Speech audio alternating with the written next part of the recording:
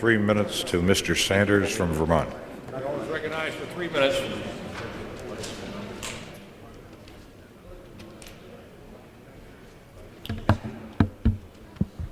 Thank you, Mr. Chairman. As many of us know, the United States has the lowest voter turnout of any industrialized nation on earth. 50% of the people didn't vote in the last presidential election, and 60% of the people didn't vote in the last congressional election. And listening to this debate here tonight, the only question that comes to my mind is why 40% of the people bothered to vote. The previous speaker talked about two sides of the aisle.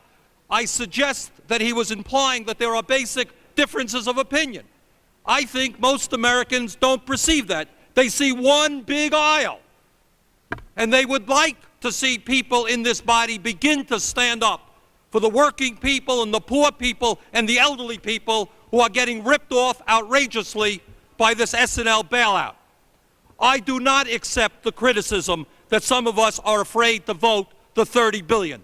I am prepared to vote the $30 billion if that is in fact what is needed.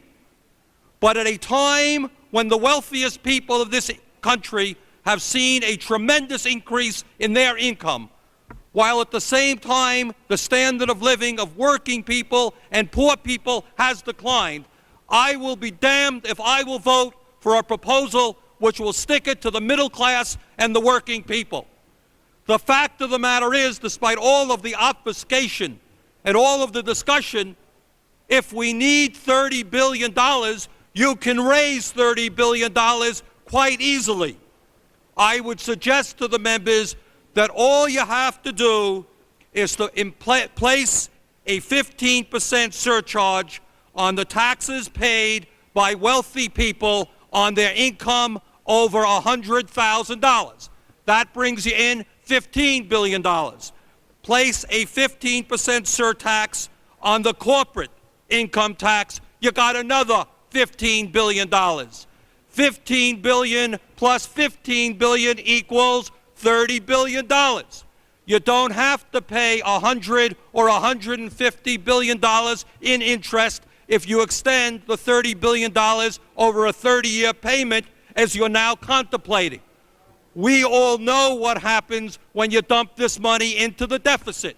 Next year, you'll come back and you'll cut back more on Medicare, you'll cut back more on education, environmental protection, and all of the desperately needed programs in this country.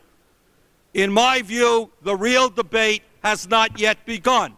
I would like to see this rule defeated. I would like to see some serious debate, and I really would like to see if there are two sides to this assembly here, and have at least one side stand up and say, let's have the wealthy people start paying their fair share of taxes. Thank you. Thank you. Gentleman from Ohio.